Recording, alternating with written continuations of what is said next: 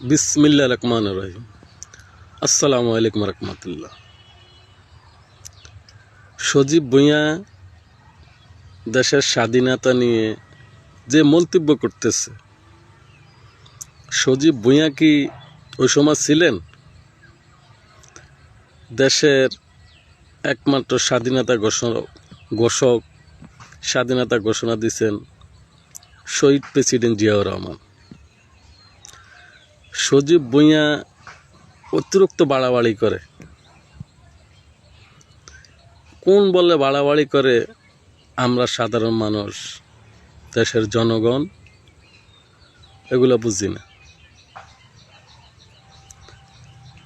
বাংলাদেশের ৭১ সালে বাংলাদেশের স্বাধীনতা ঘোষণা দিলেন শহীদ প্রেসিডেন্ট জিয়াউর রহমান।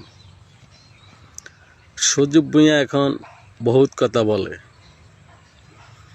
তো সজীব ভুঁইয়া এটা বলক বলে শহীদ প্রেসিডেন্ট জিয়াউর রহমান স্বাধীনতা ঘোষণা দেয় না, ঘোষণা দিছে আঙ্গা আব্বায়, অথবা সজীব ভুঁইয়া ঘোষণা দিছে স্বাধীনতা। আরে বেকুব, তোরা যে সময় লেখাপড়া করতি বালা একটা শার্ট গায়ে দিতে পারছি না। জুলাই আন্দোলনের সময় আন্দোলন করছো, আন্দোলন করি তোমরা কি এক আন্দোলন করছো? বিএনপির এই আন্দোলনে বড় ভূমিকা ছিল। বিএনপির সাধারণ মানুষ আন্দোলনে নামে গেছে। এই বিএনপির মানুষ যদি আন্দোলনে না নামতো, তোমার মতন ছাত্র শেখ হাসিনা এক রাইতে খাইলেই তো। শেখ হাসিনার চিনে না এমন কোনো বাংলাদেশের জনগণ নাই। শেখ হাসিনা ইচ্ছা করলে তোমরে বলো বিএনপি কেন আন্দোলনে সাকসেস হইতে পারে না। এখানে কয়েকটা ধারা আছে। যারা ছাত্র আন্দোলন তা করে শেখ হাসিনা প্রথম একটা মানবতা দেখাইছে, যেই মানবতা দেখাইতো যে আন্দোলনটা একটু বড় হয়ে গেছে। আর বিএনপি আন্দোলন করলে তো প্রথমের থেকে পুলিশ দিয়ে টিয়ার গ্যাস গুলি করা শুরু করে দিয়েছিল। অথবা ছাত্র দেখি প্রথম গুলি করে না, টিয়ার গ্যাস মারে না, লাঠিচার্জ করে না। আর বিএনপি তো আন্দোলনগুলো প্রথমের থেকে এগুলো শুরু করে। বিএনপি জামাত যে সময় আন্দোলন করত, যেই সময় আন্দোলন শেখ হাসিনা হাতে নিয়ন্ত্রণ গেছে কিন, তোমরা তো ওই সময় কোনো আন্দোলনে করো না।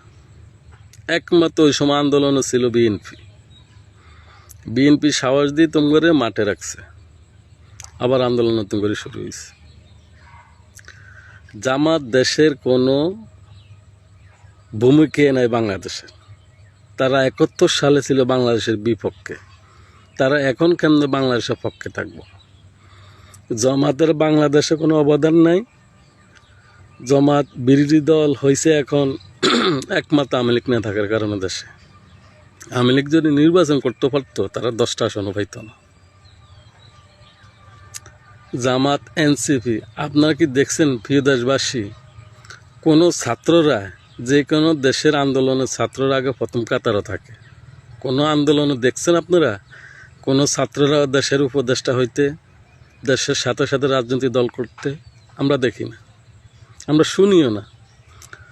সবচেয়ে এই ছাত্ররা সবচেয়ে বিতর্ক হয়ে গেছে। এই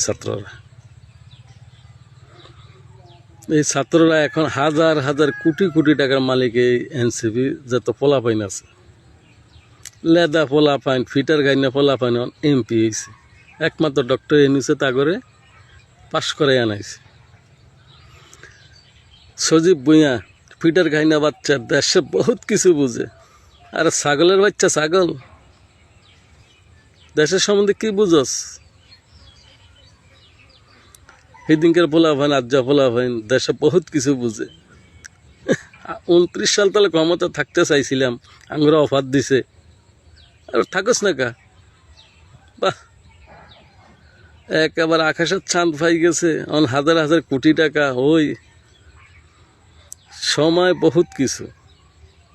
সরকারকে সবাই সহযোগিতা করেন, সরকার খুব সুন্দরভাবে রাষ্ট্র চালাইতেছে।